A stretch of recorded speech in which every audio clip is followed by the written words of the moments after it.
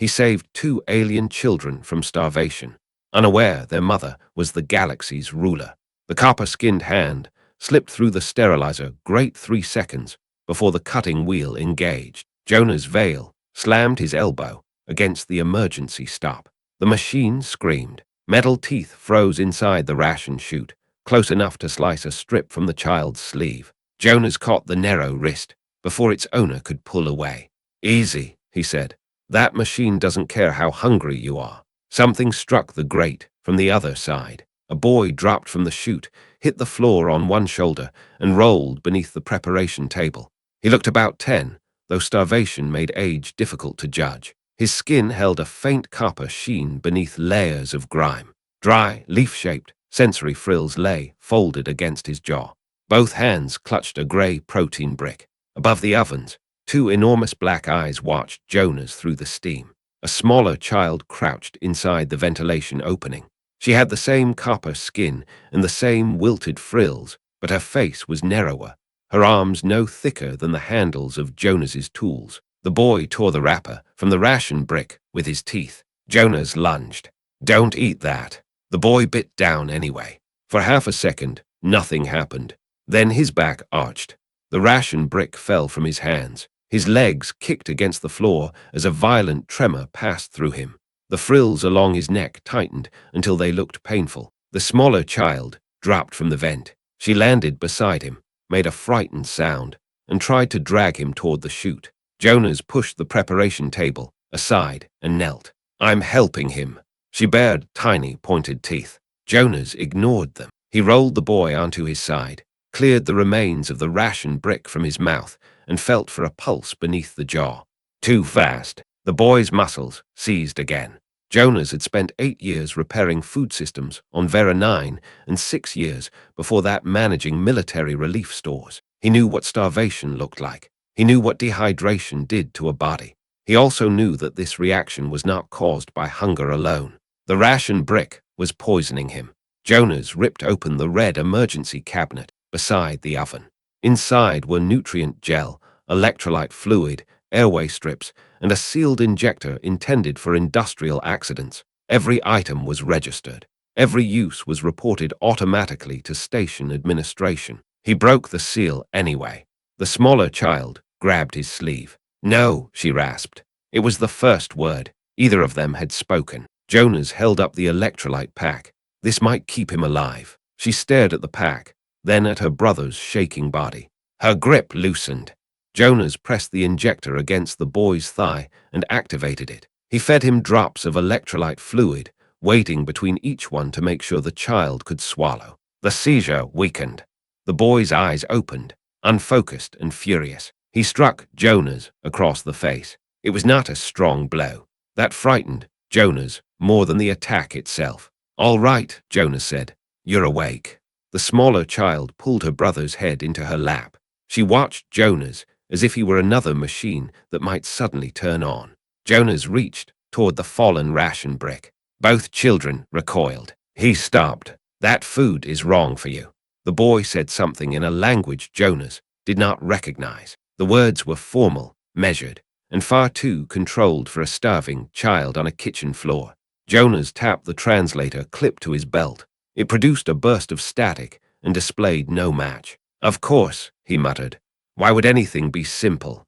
The emergency cabinet sent a soft confirmation tone. Medical consumable accessed. Jonas had perhaps 10 minutes before the system asked for an incident report. He looked at the children. The smaller one's eyes kept drifting toward the waste bin beside the oven. Inside it lay vegetable peelings, a cracked yeast cartridge, and the remains of soup from the officer's dining deck. She was not looking for escape. She was looking for food. Jonas stood slowly. The boy tried to rise with him, made it halfway, and collapsed against the cabinet. "Stay down," Jonas said.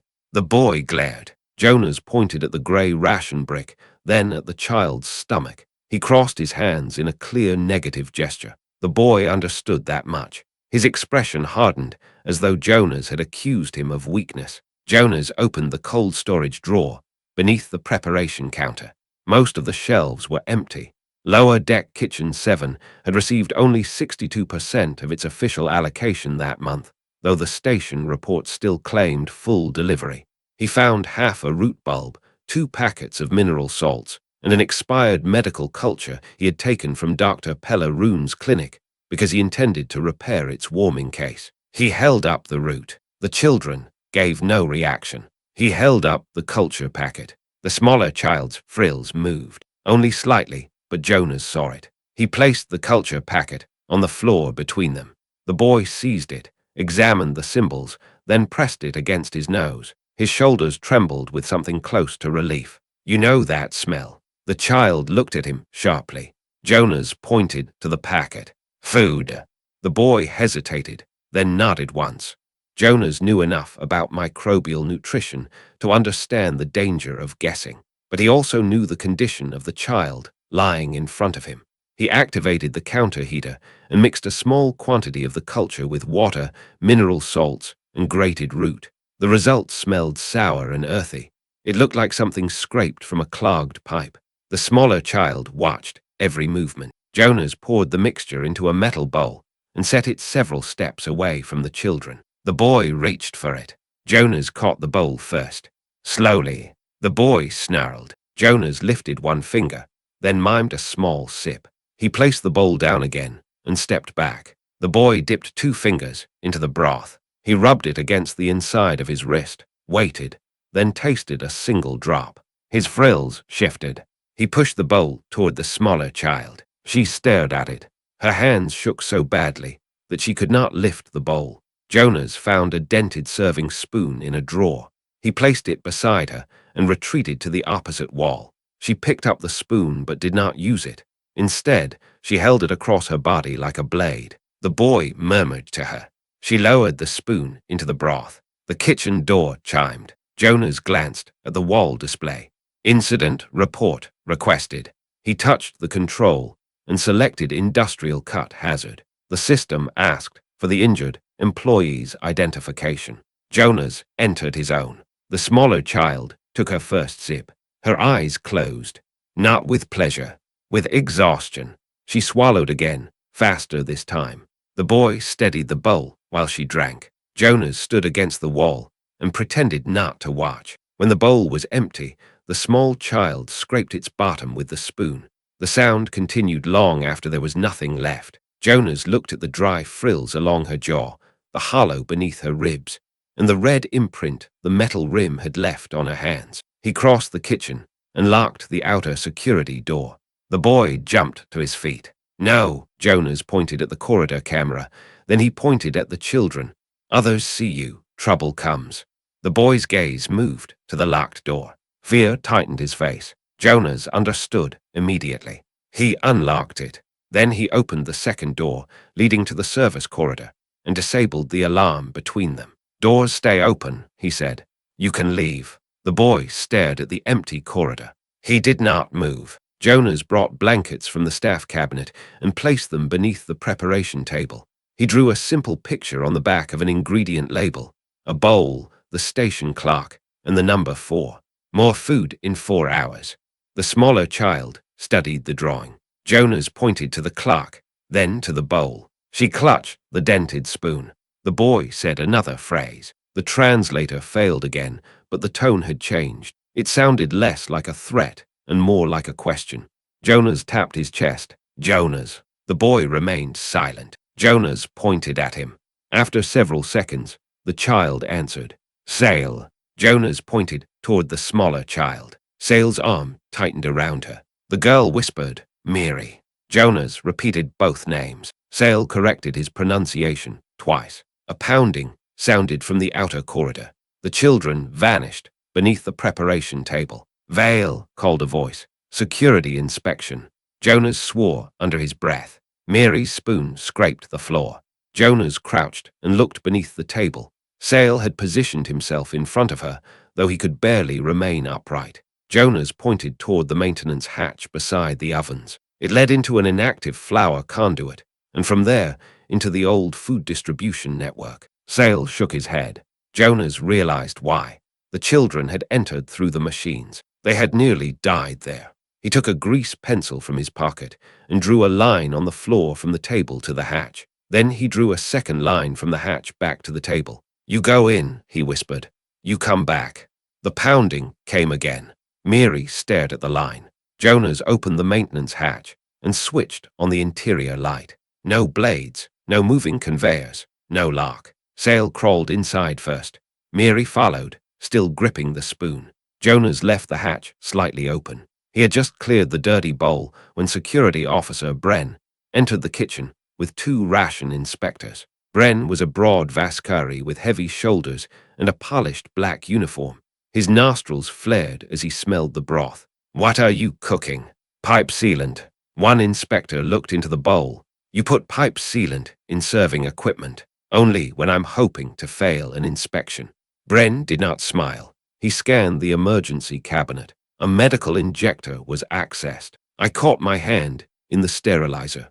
Bren examined Jonas's uninjured hands. Jonas lifted his left sleeve. The boy's defensive strike had left a shallow scratch on his wrist. Bren's eyes narrowed. That required an injector. "I panic beautifully under pressure." One inspector opened the cold storage drawer. The second moved toward the ovens. Jonas stepped into his path, cutting wheels unstable. "We received a theft alert from the ration line." "Then inspect the ration line." "We are." The inspector reached for the maintenance hatch. Jonas grabbed a wrench and struck the side of the oven. The machine spat a cloud of hot steam into the room. Both inspectors jumped back. Jonas shut the valve. "Unstable," he repeated. Bren wiped moisture from his uniform. "Prefect Kesh has ordered a full audit of unauthorized nutrient use. Someone accessed restricted biological cultures tonight. Then you should investigate the officer's deck. They use illegal cultures to make their desserts glow." The inspector beside the cold drawer held up the empty medical packet. Jonas's stomach tightened. Bren took it and scanned the code. "This came from a lower deck clinic. I was repairing their warmer and used the contents." Jonas shrugged. It had expired. The officer studied him for a long moment. Beyond the hatch, something made a soft metallic tap. Jonas dropped the wrench. It hit the floor with a much louder crash. Bren looked toward the sound, then back at Jonas. "Report to ration administration at the end of your shift. I'll bring my most boring explanations." "You always do." The inspectors left. Bren remained at the door. "Vale." Jonas looked up. "If you found something in these ducts, turn it over." "Rats." "There are no rats on Vera 9. That explains why the soup tastes lonely." Bren leaned closer. "The prefect says a contaminant entered the station through reclamation intake. Anything unregistered is to be surrendered." Jonas thought of Sale, convulsing on the floor. "What happens after surrender?" "Not your concern." Bren left. Jonas waited until the corridor camera turned away. Then he closed the outer door without locking it and opened the maintenance hatch. Sale emerged first, holding a broken pipe clamp like a weapon. Mary followed. Jonas drew another bowl on the ingredient label and changed the number 4 to 3. "We're not waiting 4 hours." Mary looked at the clock. 3 hours later, Jonas had a second batch ready. It was thinner than the first because he was nearly out of culture, but Mary drank it. Sale accepted only a few spoonfuls until Jonas drew separate ingredient symbols on the label. Root, salts, water, culture. Sale pointed at each symbol before allowing Mary to continue. "You want to know exactly what's in it," Jonas said. Sale nodded. Jonas prepared another card for the next batch. By the end of the shift, he had drawn 6. Before leaving for his bunk, he placed the cards beside the stove, set the next broth timer, and left every kitchen door open. Mary watched him from beneath the table. Jonas pointed to himself, then the station clock, then back to the kitchen. "I return." Her gaze remained fixed on him. He walked into the corridor. Then he came back, picked up the tool bag he had deliberately forgotten, and left again. When Jonas returned before the next feeding, Mary was awake. She sat beneath the preparation table, with the spoon across her knees. Sale slept beside her, one hand gripping the edge of her blanket. The broth timer sounded at the exact minute Jonas had drawn on the card. Mary looked from the clock to Jonas. For the first time, the frills along her jaw loosened. The change was small. Jonas noticed it anyway. Over the following day, He learned that the children had been inside the station's service network for at least 5 days. Sale showed him by holding up one hand, then tapping each finger. He pointed toward a reclamation intake symbol, mimed running, and drew two figures inside a square container. Jonas understood enough. They had arrived inside cargo. They had escaped. They had found no food they could safely eat. Miri had become too weak to climb, so Sale had risked entering an active ration chute. Jonas did not ask where their parents were. Whenever he drew an adult figure beside the children, Sale scratched it out. Pellaroon arrived shortly before the next shift, wearing a faded clinic coat and carrying a diagnostic case beneath two of her forearms. "You said the culture warmer was malfunctioning," she said. "It is." "You said it was urgent." "It is." "You said to come alone." Jonas glanced down the corridor. Still true. Pella entered. Sale stepped from behind the oven, with the pipe clamp raised. Pella froze. Her four hands lifted slowly. "Well," she said, "that is not a warmer." Miri peered from behind Sale. Pella's expression changed. She closed the door, then noticed it had been left unlocked. "You're hiding children in a public kitchen." "I'm feeding children in a public kitchen. Those are Sarathi. You recognize them." "I recognize a species, not individuals." Pella knelt several steps away. "How long have they been without Velan?" 5 days, maybe more." Pella inhaled sharply. Jonas showed her the broth. She tested it with a handheld scanner. "Crude." "Thank you." "Potentially unstable." "I prefer crude." "But it kept them alive." Pella looked toward Miri. "For now." Pella opened her diagnostic case. Sale moved in front of his sister. Jonas drew a picture of the scanner, then a child standing afterward. Sale pointed at the scanner and shook his head violently. "No station network," Jonas told Pella. "I can perform a local examination." "No uploads." "Jonas, their medical requirements may be highly specific, and security is searching the ducts for an unregistered contaminant." Pella's jaw tightened. Kesh called children contaminants, not by name. He rarely uses names when numbers sound cleaner. Pella disabled the scanner's network module in front of Sale. She removed the component and placed it on the floor. Only then did he allow her to approach. Miri's condition was worse than Jonas thought. Her muscles were consuming themselves. Her organs had begun shutting down in a predictable sequence. The rough broth had slowed the process but could not reverse it. "She needs active Velan culture," Pella said, "not expired medical stock." "Where do we get it?" "Relief cargo. The station says all relief cargo is contaminated." "The station lies." Pella showed him a supply record stored on a local pad. 3 weeks earlier, a shipment containing cross-species digestive cultures had arrived from the inner systems. The shipment had been confiscated under quarantine authority and moved into warehouse Black 12. "Why didn't it reach your clinic?" Jonas asked. "Same reason nothing reaches my clinic. Prefect Kesh insists shortages are temporary." Miri made a soft sound from the blankets. Pella checked her again. "She needs a stable dose within 30 hours. Jonas looked at the warehouse location. Black 12 sat behind the central ration depot, protected by customs locks and security patrols. "Then we have 30 hours. The next morning, Kitchen 7's public service window opened. 200 residents waited outside. The official food allocation was enough for 119. Jonas stood beside the ration printer while it produced narrow gray bars. Each one contained the minimum calories required to keep an adult worker functional for a single shift. At the end of the line, mothers broke their bars into smaller pieces for children. An old loader named Tamas reached the window after the printer stopped. "That's it?" he asked. Jonas checked the hopper, even though he already knew the answer. "Allocations finished. I waited 4 hours." "I know. My wife didn't eat yesterday." Jonas looked beyond Tamas. 80 people remained in line. A station announcement sounded overhead. "Temporary ration limitations remain necessary for public protection. Prefect Kesh thanks all residents for their discipline." Someone threw an empty bowl against the wall. The line surged forward. Security officers moved toward the kitchen. Jonas saw hands tightening, shoulders rising, frightened people preparing to become a crowd. Behind him, Sale watched through the narrow opening of the maintenance hatch. Jonas shut down the public printer. The residents shouted. Then he opened the executive nutrient line. The pipe had not been used in Kitchen 7 for years, but Jonas maintained it because regulations required him to. Premium food paste rushed into the hopper. The printer restarted. This time the bars came out white, soft, and warm. The crowd went silent. Jonas placed one in Tamas's bowl, then another. 2 per person, Jonas called. Children first. The line reorganized itself. Security officer Bren entered the kitchen. What did you do? Fed people. That supply belongs to the administrative decks. The administrative decks ate 3 hours ago. You have no authority to redirect it. Jonas produced another bar and handed it through the window.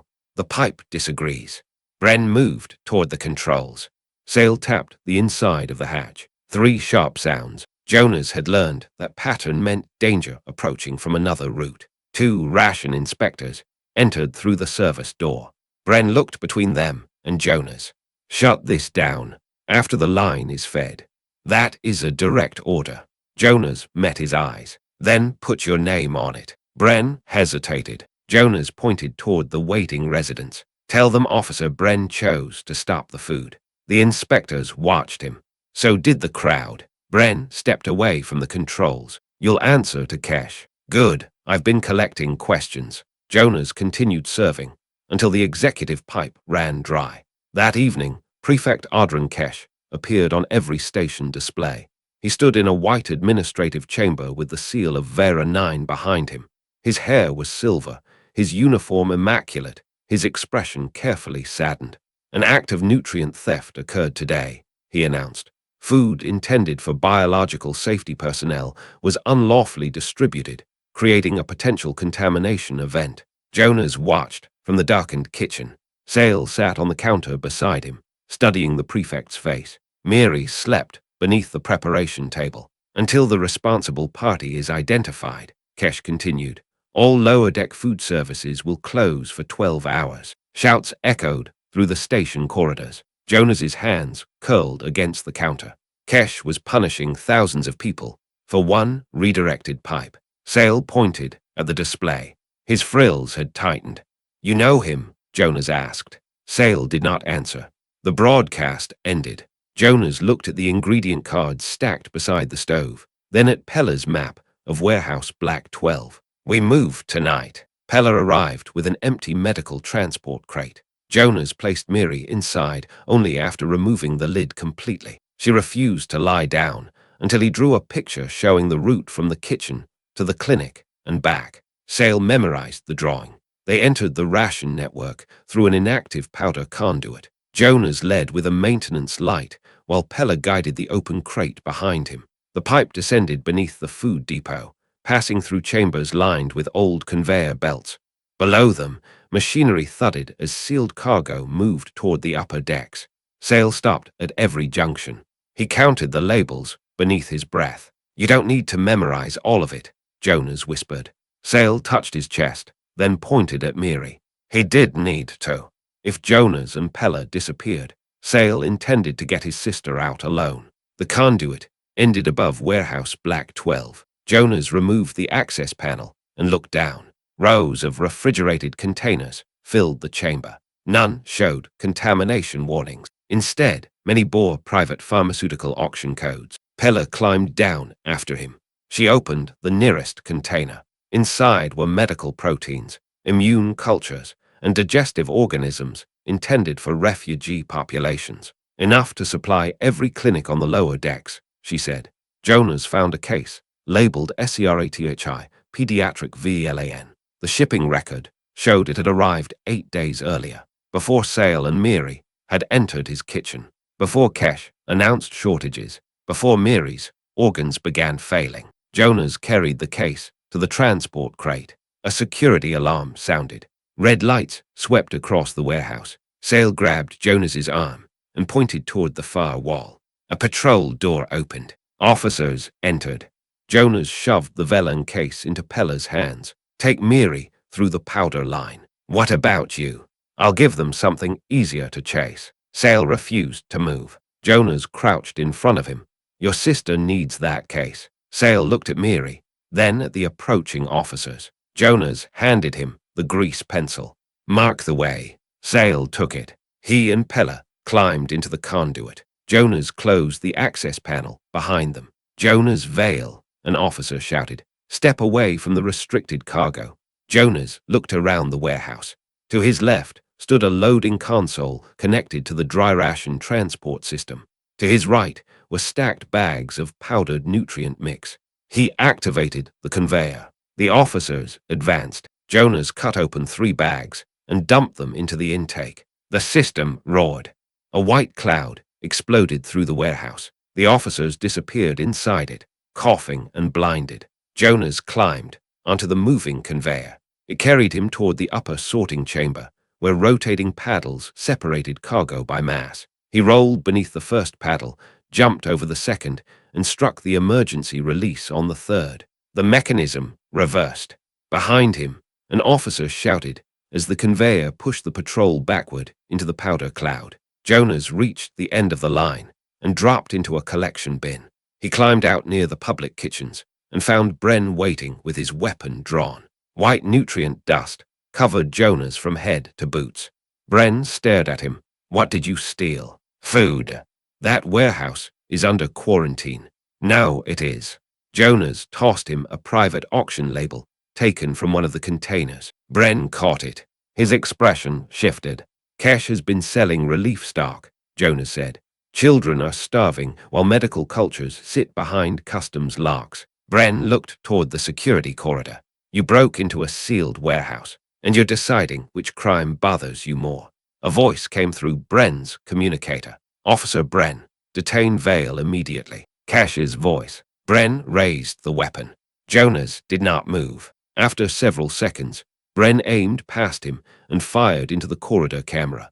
The lens shattered. You have 4 minutes before someone notices, Bren said. Jonas ran. The stable Velan worked. Within 6 hours, the color returned to the edges of Miri's sensory frills. She sat upright without support. By the following morning, she could hold the bowl herself. Sale still watched every ingredient Jonas added, but he no longer stood between Jonas and his sister. Pella performed another local scan. Miri is stabilizing, she said, but I need a complete organ profile. So does Sale. Prolonged Velan deprivation can cause damage we won't detect with surface readings. No network, Jonas said. The local scanner isn't enough. Sale understood the disagreement from their expressions. He pulled the diagnostic unit toward himself. Pella shook her head. The full scanner may transmit an identification signature. Sale pointed at Miri. Then he placed his palm on the scanner plate. Sale, Jonas said. You don't have to. The boy held his hand in place. He had made the same calculation Jonas had made in the kitchen. Life first, consequences afterward. Pella activated emergency mode. A blue field passed over Sale's body. Medical data appeared across the display. Severe malnutrition, muscle loss, liver stress, digestive collapse beginning to reverse. Then the scanner paused. A privacy barrier appeared. Protected genomic identity detected. Pella's upper hands moved across the controls. I've never seen this level of encryption. The scanner requested emergency justification. Pella entered immediate pediatric risk. The privacy barrier opened. A seal filled the display. It depicted a black circle surrounded by 9 silver arcs. Jonas had seen it on currency, court broadcasts, and government stations in every civilized system. The seal of the Galactic Compact. Text appeared beneath it. Sal Ilwyrian, SEHN. Direct offspring of first sovereign Ilwyra, SEHN. Succession protection level, absolute. A second identity appeared. Emiri Ilwyrian, SEHN. Direct offspring of first sovereign Ilwyra, SEHN. Jonas read the words twice, then a third time. That scanner is broken. Pella did not answer. Pella. She ran an independent sequence. The result remained unchanged. Jonas looked at Sale. The boy stood rigidly beside his sister. Your mother is Elira sane. Sale's frills pressed flat against his neck. Jonas remembered broadcasts of the first sovereign addressing thousands of systems at once. He remembered her face above treaty announcements and disaster declarations. She was the legal ruler of the Galactic Compact, the woman whose decisions moved fleets and changed borders. Mary tugged Jonas's sleeve. He looked down. She held up the empty bowl. Hungry again. The absurdity of it nearly broke him. The daughter of the most powerful person in the galaxy stood in a failing clinic, asking an unemployed kitchen mechanic for more broth. Jonas took the bowl. "All right," he said. "I'll make another." Sale stared at him. Jonas met the boy's eyes. "Knowing her name doesn't change your next meal." Sale's shoulders lowered. "Only a fraction." It was enough. Every station display activated at once. The image showed a woman standing on the command deck of a warship. Her skin shared the same copper sheen as the children's, though her sensory frills were wider and decorated with thin silver chains. First Sovereign Elira Sane looked directly into the broadcast recorder. "Vera 9, she said. "My children are aboard your station." Mary froze. The bowl slipped from Jonas's hand. The dented spoon struck the floor. Elira continued. "For 6 days, your prefect has denied my vessel's entry under a biological quarantine order.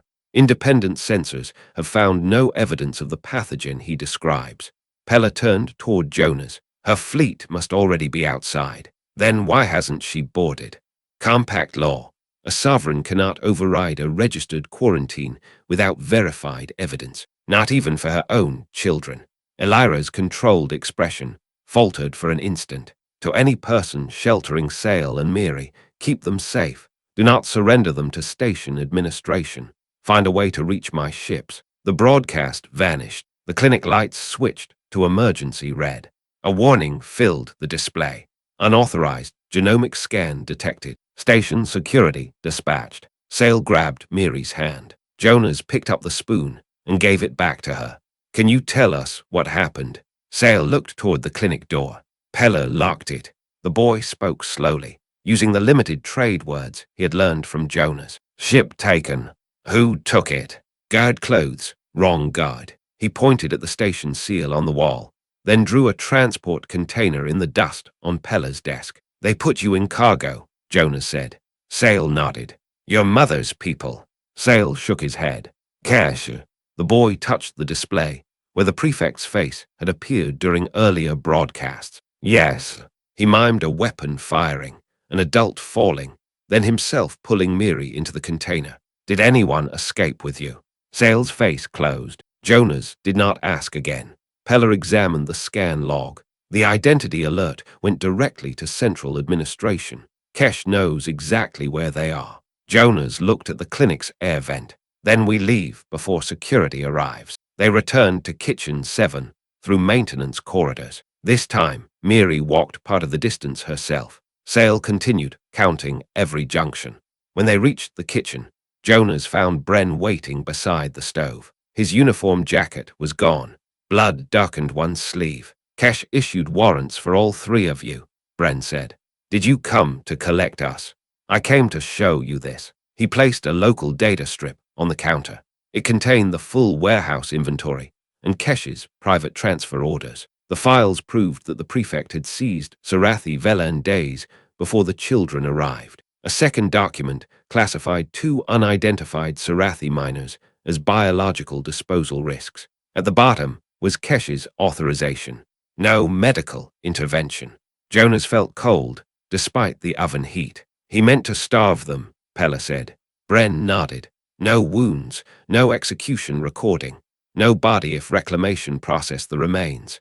Sale could not understand all the words, but he understood the way Jonas looked at the screen. The boy moved closer to Miri. "We send this to Elira," Jonas said. "Kesh has blocked external communications," Bren replied.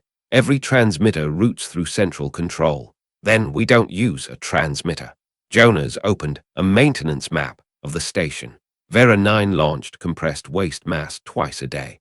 The capsules traveled by magnetic rail beyond the station's debris shield before releasing material toward the gas giant's reclamation orbit. Once a capsule crossed the shield, Elira's fleet could intercept it. "The next launch is in 43 minutes, Jonas said.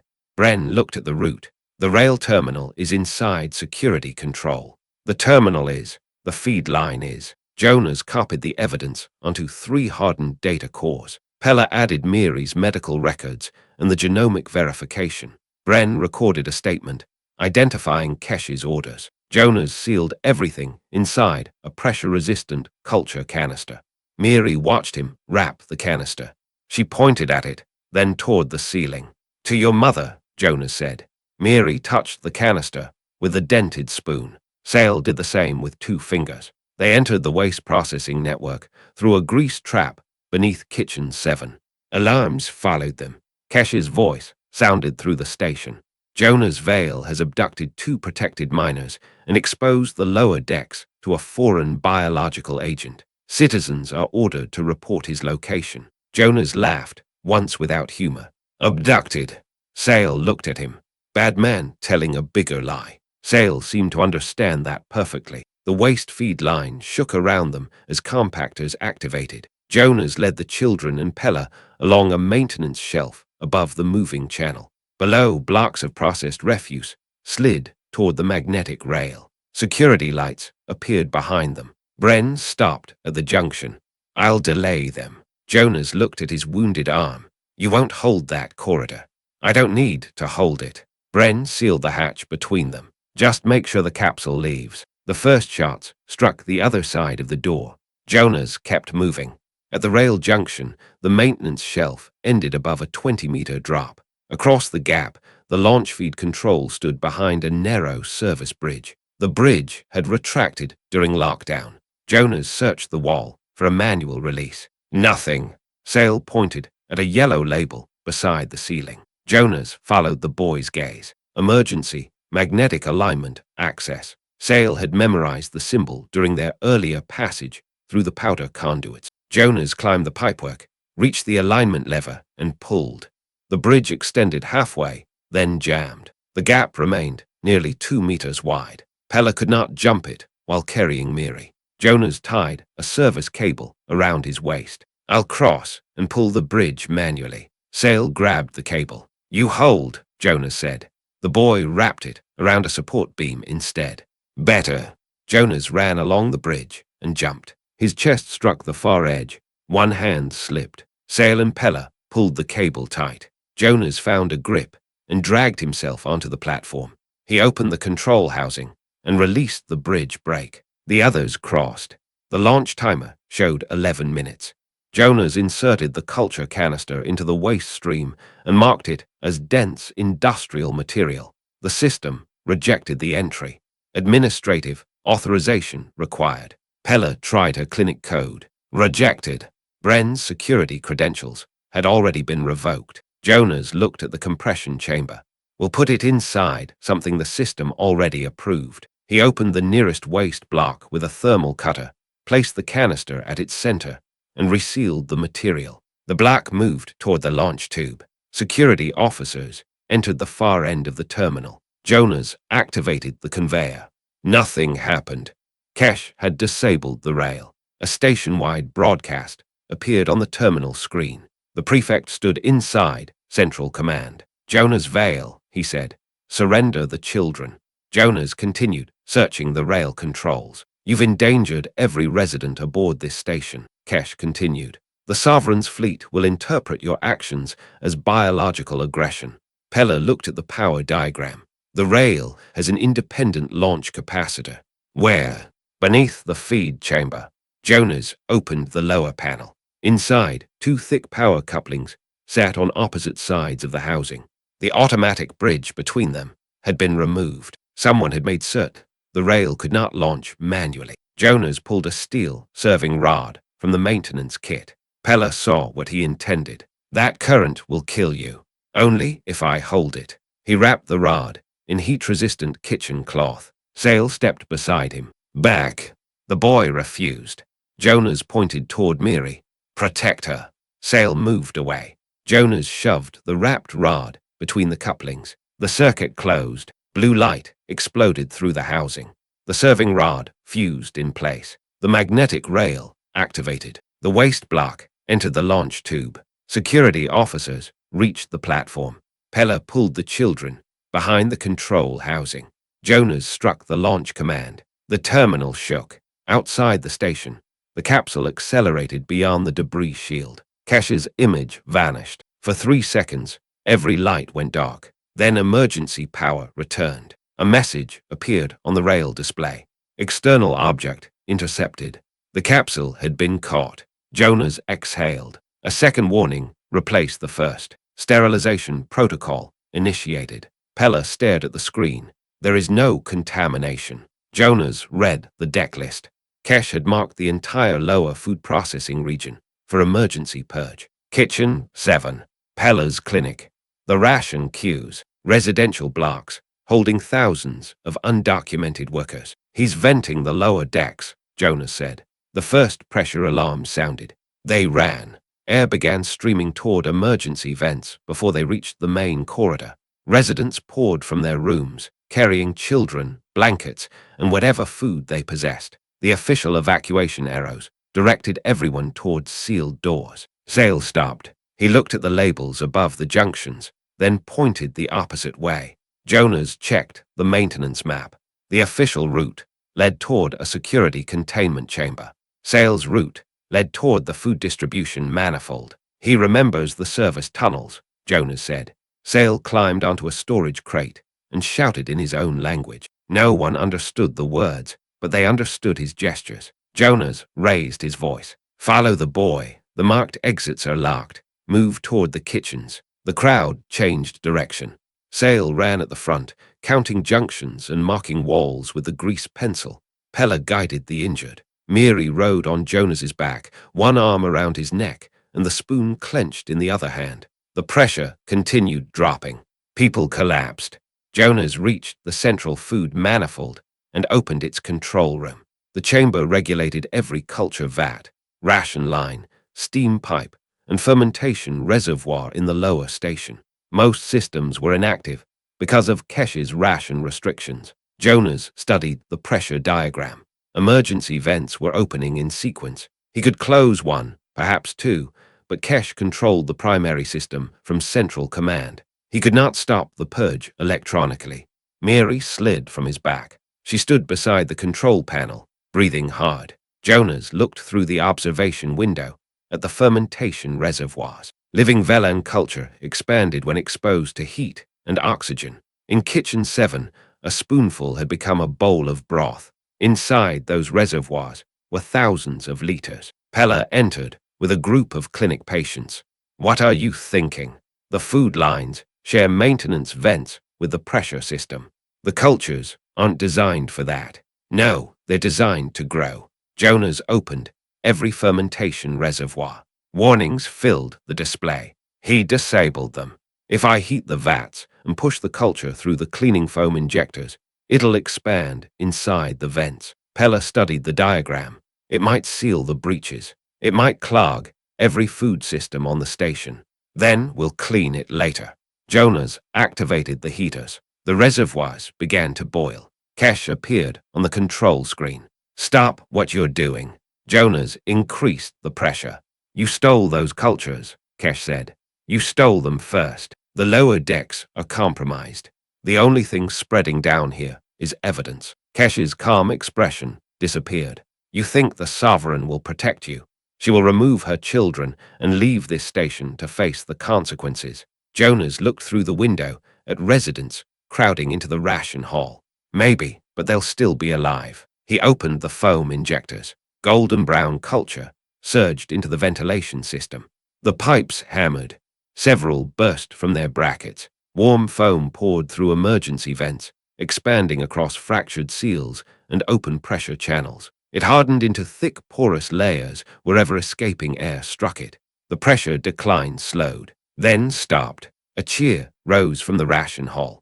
Jonas leaned against the controls. The doors behind him exploded inward. Kesh entered with 6 armed security officers. He wore a pressure mask and carried a compact pulse weapon. Bren was not with them. Step away from the panel, Kesh ordered. Jonas did. The officers spread through the room. Pella positioned herself between them and the patients. Sale pulled Miri behind a vat support.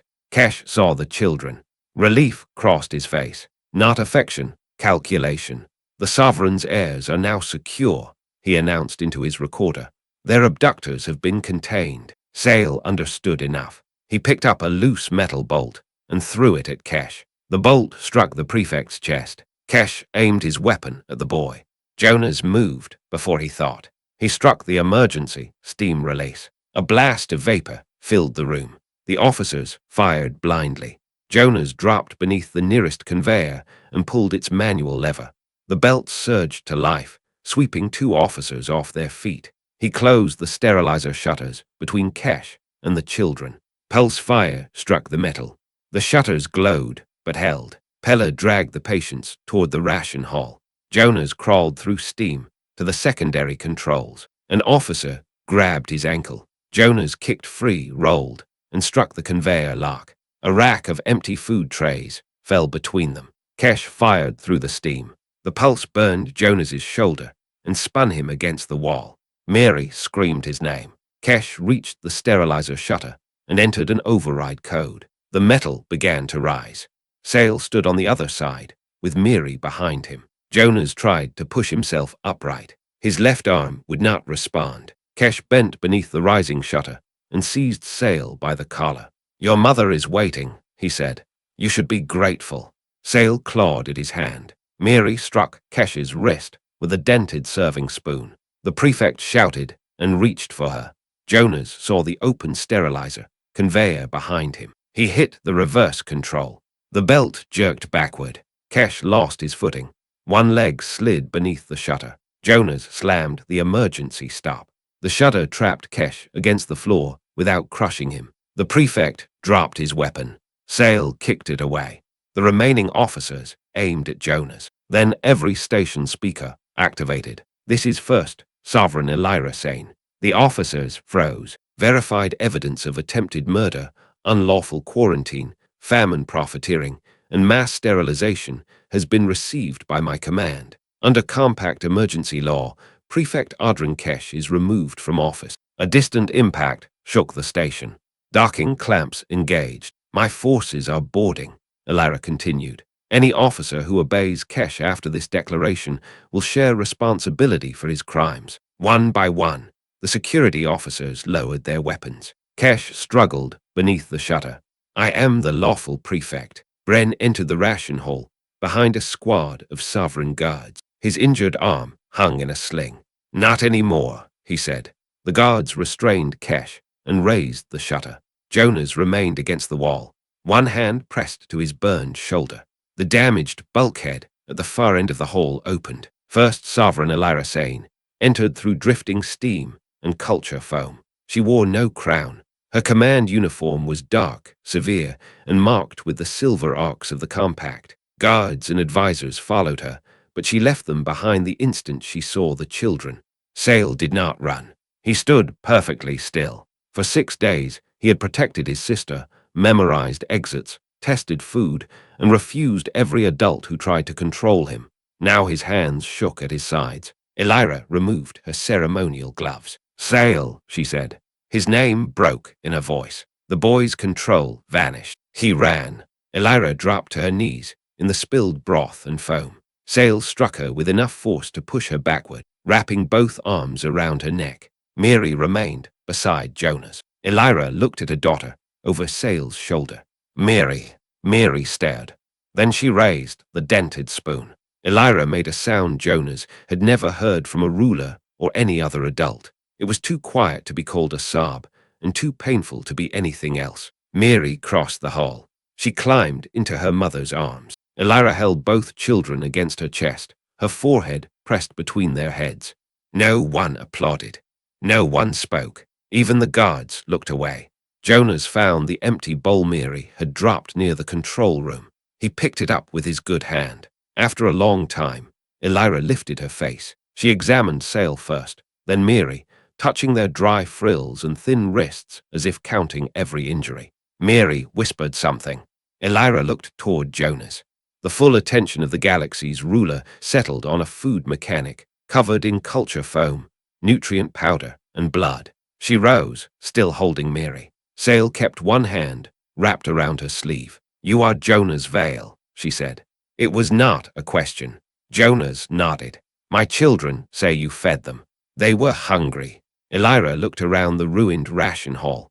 Hundreds of residents stood beside empty bowls. Culture foam sealed the vents above them. You knew who they were. Not until this morning. And before that, there were two children hiding in my kitchen. Elira studied him. Jonas felt suddenly tired. If you're about to ask why I helped them, he said, I checked the only qualification that mattered. What qualification? They needed food. Mary reached toward Jonas. He handed her the bowl. She placed the dented spoon inside it, then held both out to her mother. Elira understood. There is broth left, she asked. Probably, Jonas said, assuming I didn't pump all of it into the ventilation system. Pella found one undamaged pot in kitchen 7. The Sovereign's guards wanted to test the broth, secure the room, and inspect every surface. Elira ignored them. She sat at Jonas's preparation counter with Sale beside her and Miri on her lap. Jonas warmed the remaining velan. He poured it into Mary's bowl. Miri took one spoonful, then offered the spoon to her mother. Elira drank. Her advisors stopped speaking. The ruler of the Galactic Compact swallowed Jonas's rough broth and handed the spoon back to her daughter. Open the warehouses, she said. Kesh's former deputy hesitated near the doorway. Sovereign, inventory procedures. Open every confiscated relief store on Vera 9. The goods require classification. They are food. Some shipments are reserved for auction settlements. Elira's voice became colder. Cancel the auctions. Break the locks. Within an hour, Warehouse Black 12 stood open. By the end of the day, every public kitchen on the lower decks was operating. Investigators found enough hidden food and medical stock to support the station for 11 months. Records proved Kesh had manufactured shortages for years, using hunger to control undocumented workers while selling relief cargo to private buyers. Jonas spent 2 days in Pella's clinic while his shoulder healed. Sale and Miri visited every few hours. They wore clean clothes and carried enough food to make Jonas uncomfortable. On the second morning, Miri placed 3 bowls on the bedside table. One for you, she said.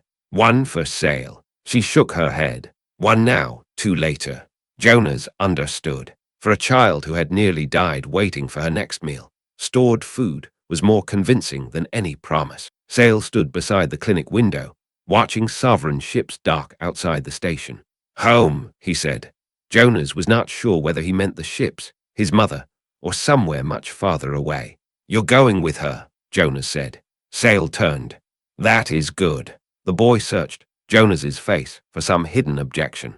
Jonas had none. He had kept them alive. That did not make their lives his property. You should know your family, he said. You should sleep somewhere without counting the doors. Sale looked down. Jonas come. For a visit, maybe. Sale frowned. I have work here.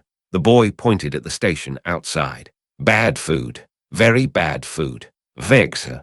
Jonas looked at the open warehouses and crowded kitchens. I'm trying. First Sovereign Elira entered the clinic without an escort. She closed the door behind her. Sale and Miri went to her immediately, but they did not cling as desperately as before. Already, some certainty had returned to them. Elira sat across from Jonas. I have reviewed your military record, she said. Jonas's expression tightened. That sounds threatening. You served as a relief quartermaster during the Kestran evacuation. I did. You resigned after refusing a commendation. I resigned after obeying an order. Elira waited. Jonas looked at the floor. We had food, he said. Not enough for everyone, according to the official calculation. Civilians without transit clearance were removed from the allocation list. I followed the list.